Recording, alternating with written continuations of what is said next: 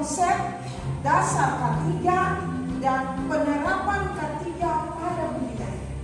Jadi konsep K3 ini secara umum, dan yang tujuan pembelajaran kita yang kedua adalah penerapan K3 pada budidaya.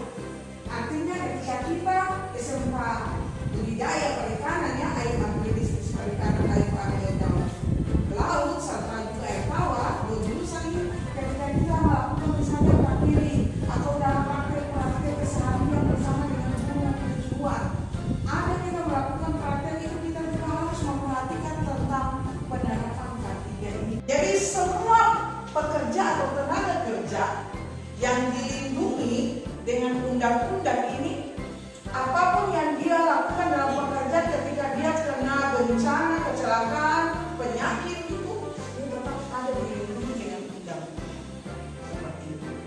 Kemudian yang kedua, arti dari roda gigi itu bekerja dengan kesegaran jasmani dan rohani. Jadi orang yang kerja, manajer atau pimpinan perusahaan itu, dia tidak memperkerjakan orang tenaga kerjanya yang dia sakit mentalnya, sakit jiwa misalnya, tidak bisa. Karena nanti dia bertanggung jawab terhadap tenaga kerja itu, karyawannya, ketika dia melakukan hal yang tidak sesuai dengan aturan di perusahaan.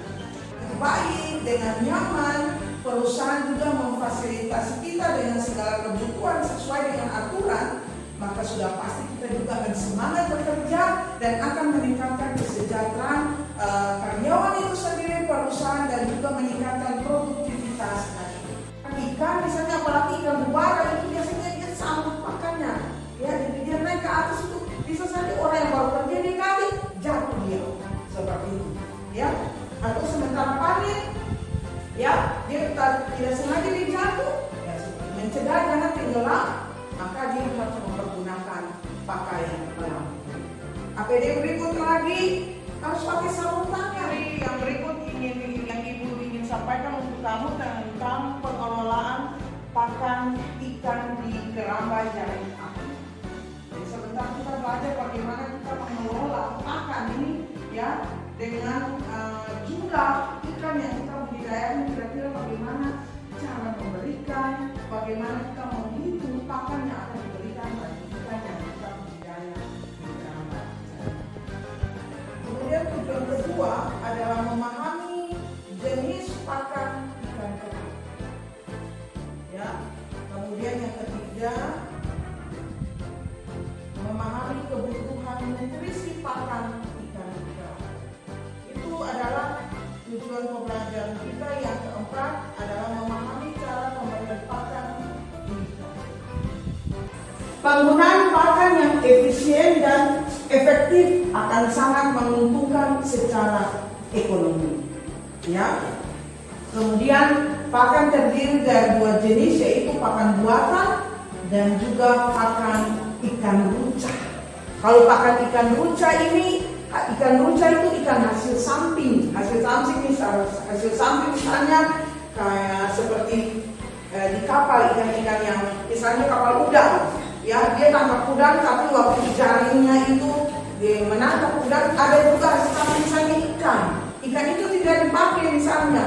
Nah, itu nanti dibekukan dan akan kita beli budidaya, kita membeli ikan seperti itu, dia dicacah. Agak bisa juga pakai ikan momar, ya, seorang membeli ikan momar, ya, seperti itu dicacah sesuai dengan ukuran mulut dan diberikan bagi ikan. Ya. Kita mau memberikan pakan berapa banyak untuk ikan yang ada di dalam satu petak ini. Kita tidak bisa cuma asal-asal kasih saja, tetapi kita harus mengetahui bobot ikan yang ada di dalam keramba satu petak ini secara keseluruhan itu berapa. Biasanya kita ketahui dengan kita melakukan sampling, ya, dalam monitoring setiap saat itu kita melakukan sampling, kita sebab satu petak ini dia punya bobot ikan. Nah, sehingga kita bisa menghitung bagaimana berapa banyak jumlah pakan yang diberikan.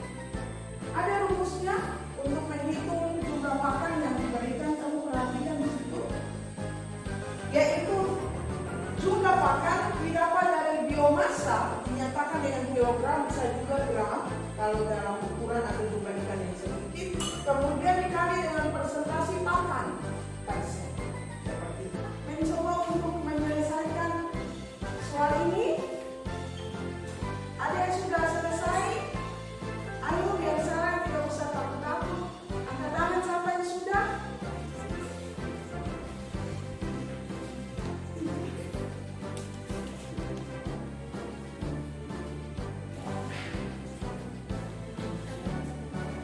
Yang sudah kerja bisa lihat ya, apakah ini kerja hasilnya sama dengan kalian punya, ya?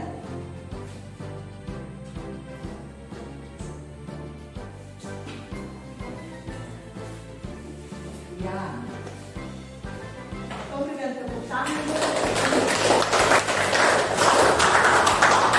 Bagaimana kita sama-sama periksa ya? Biomasanya 30.000 gram. Oke, 33%. Persentase pakan dikali potong 2 ya. 339 tinggal 900 gram. Seperti itu. Kita lanjut dengan materi yang berikut, yaitu kelayakan aspek teknis dan non-teknis calon lokasi KJA.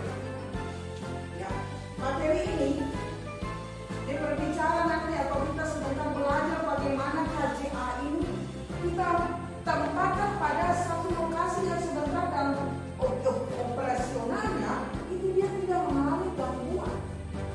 Karena kalau pencemaran juga itu akan mengganggu aktivitas budidaya di tengahnya.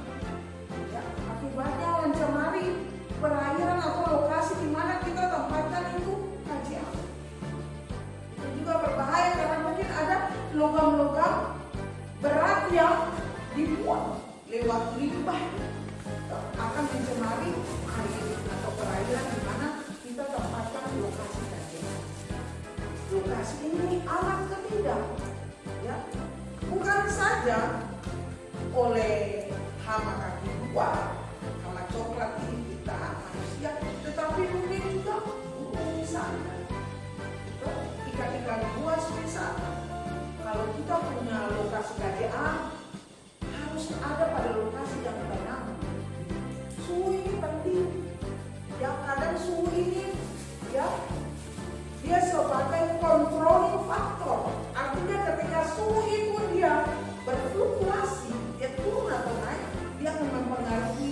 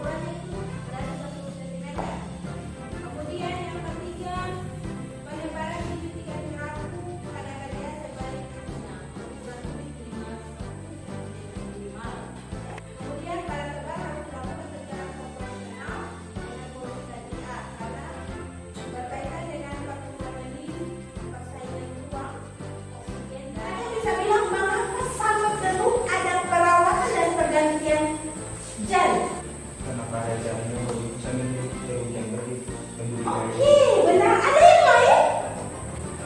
Tujuan daripada perawatan dan pergantian jaring itu selain tadi saya bilang supaya ada jaring yang robek itu juga untuk tujuannya itu untuk sirkulasi air itu dia lancar. Kemudian ada kerang-kerang menempel. Nah, kerang-kerang itu tuh termasuk apa atau penyakit? Jadi kalau seandainya saya melakukan perawatan atau pergantian jaring, makanya tadi saya bilang hama dan penyakit yang hama yang menempel itu dia akan, kalau hama yang kerang, maka dia akan dia akan tutup mata jaringnya kan, keluarinnya toh, betul kan sih? Itu berarti sirkulasi air masuk. Apakah ikan itu juga bisa sakit? Bisa ya. Ada namanya hama dan ada namanya penyakit. Hama itu merupakan organisme pengganggu yang dapat memangsa, membunuh, dan mempengaruhi produktivitas ikan, baik secara langsung maupun bertahap. Sedangkan kalau penyakit ikan itu merupakan keadaan fisik morfologi atau fungsi yang mengalami perubahan dari kondisi normal menjadi tidak normal. Ikan bisa sakit itu kita bisa lihat dia punya gejalanya, dia suka menyendiri. Pasti ketika ikan itu dia sakit, maka dia punya nilai konversi pakannya itu tinggi. Kemudian ikan punya warna berubah, dia tumbuh lambat, dan kalau penyakitnya tidak bisa diatasi maka dapat menyebabkan pada saat benih datang paling utama kita sortir dulu. Kita sortir itu kita pilih-pilih apakah benih ini dia sehat atau tidak, menyebabkan penyakit atau tidak, supaya tidak menimbulkan penyakit untuk yang sudah ada.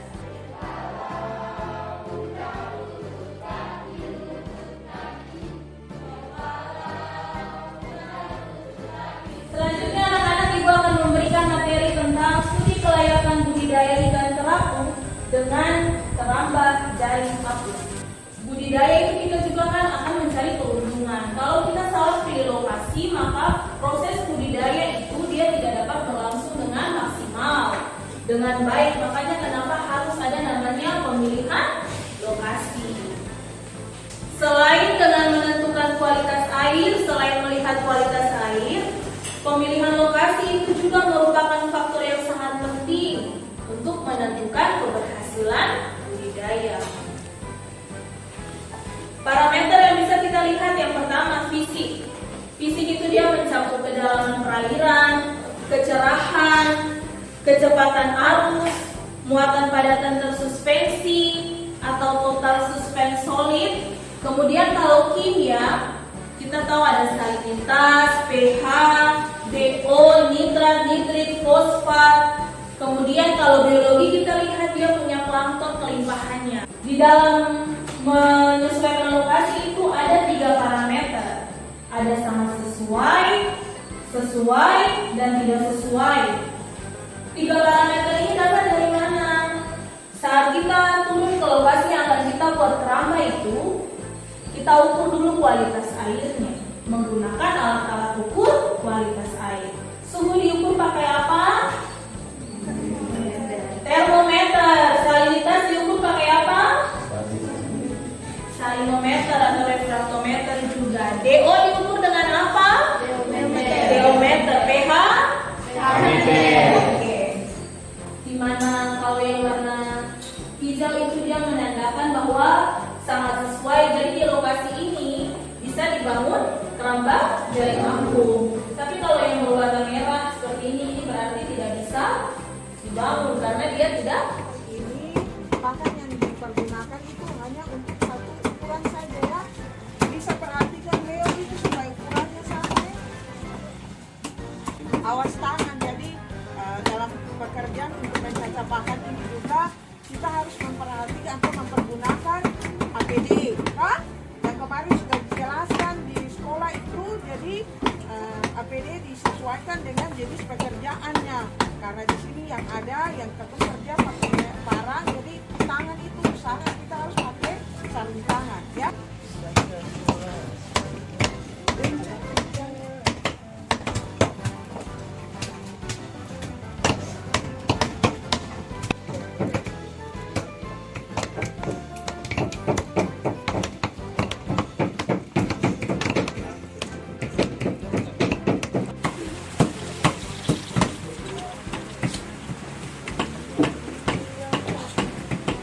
terowongan kemudian harus direndam di dalam air. Tujuannya untuk meneleskan sisa-sisa es. Rendam beberapa menit, oke? Mau dibuka sungai? Tambahkan. Cut.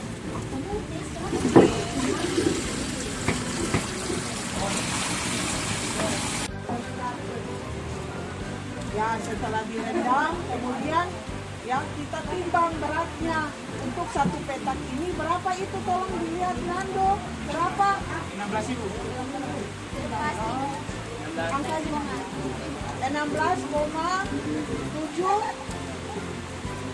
kilogram. Oke anak-anak, selanjutnya adalah proses pemberian pakan. Mari bergantian untuk dikasih pakan. Silakan.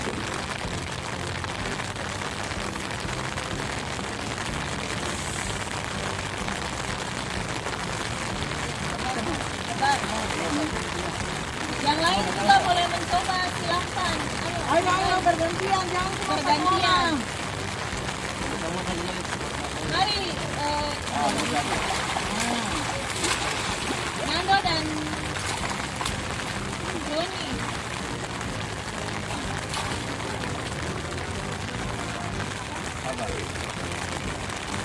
pastikan dulu ikan makan habis, baru kasih lagi. Oke, sambil proses ini ada yang mau bertanya? Silakan, Noni. Silakan. Suara besar. Suara besar di sini. Iya, Pak. Pak, dalam pemberian pakan ikan, frekuensi pemberian pakannya berapa kali? Kenapa hanya satu kali?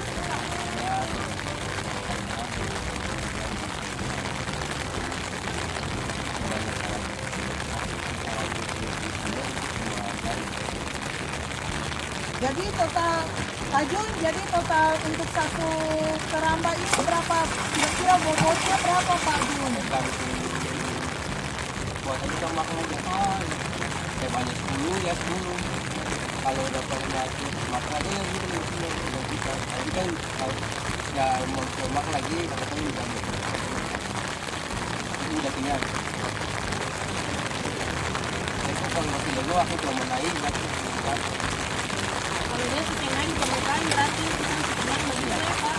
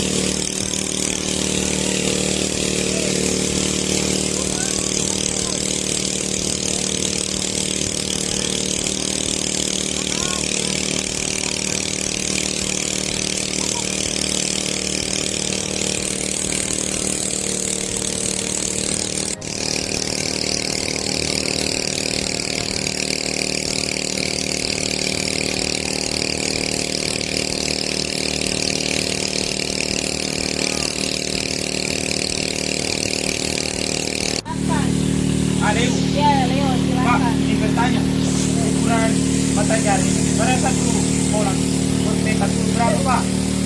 Itu satu kotaknya ini 3x3, tapi mata jarinya 0,4 ya deh.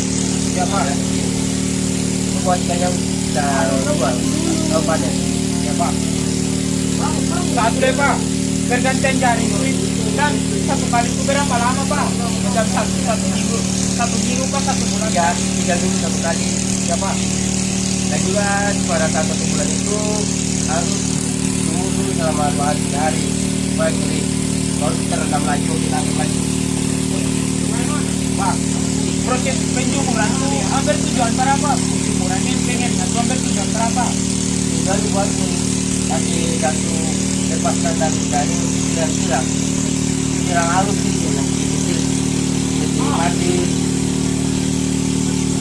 Pak, ukuran mata jari 0,4 per ukuran ikan yang berjika Utara besar, kayak 400 gram, 500 gram. Oke Pak. Ada lagi yang lain yang mau Ada yang mau bertanya Ya, lagi? Risa.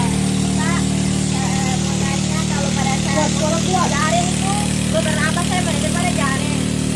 Itu tilang, ada juga kotoran ikan, kecepatan bisa tulang di dalam. Pak, kenapa jaring yang dipakai itu harus gratis Pak? Kenapa jaring yang dipakai harus gratis Pak?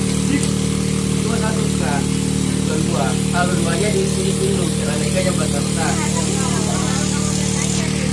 Satu aja kak. Oh, tidak ada jaring pelindung di luar begitu, Ya, Pak? kecuali kalau mata ikan besar, seperti 1 ekor 2 kilo, 1 ekor 5 kilo, ukuran besar ini.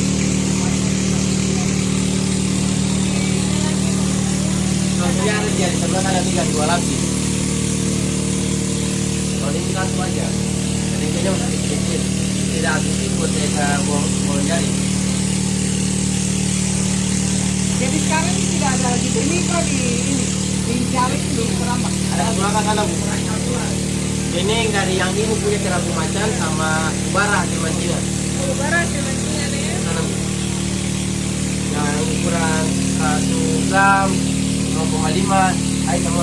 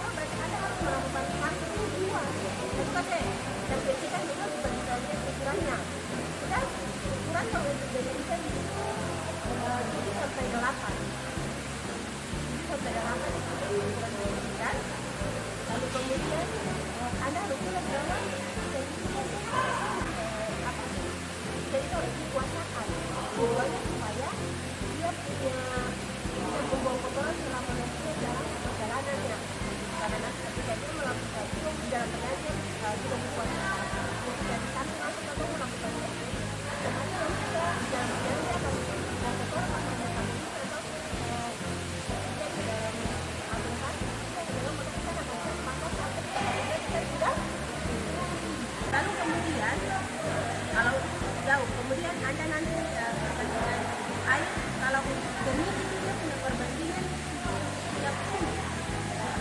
Airnya 70, udaranya itu 30. Tapi tergantung cara kan. Hebat.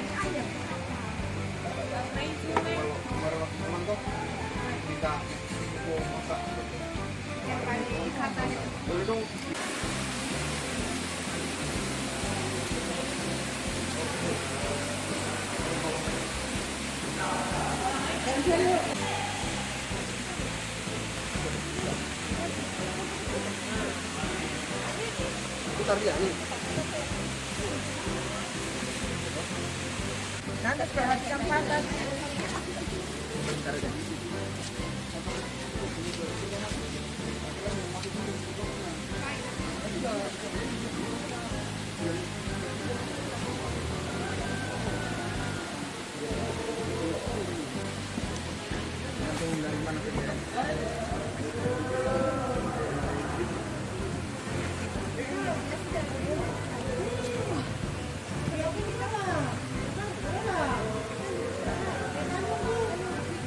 Bayangkan bagaimana pada safari itu dia langsung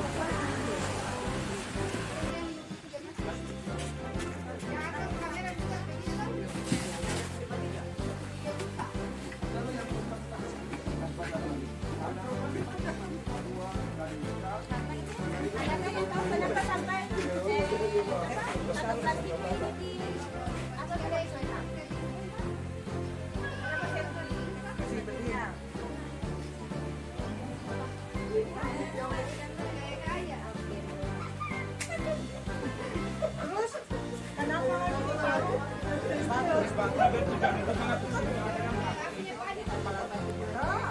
dilakukan dari jarak jauh. Ya.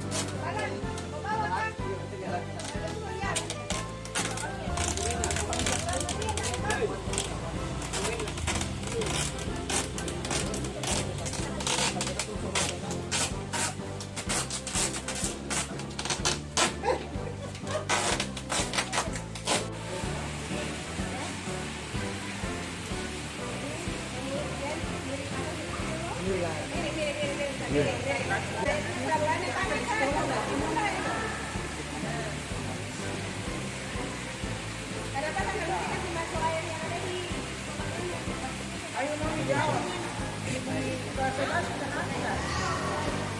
Oke.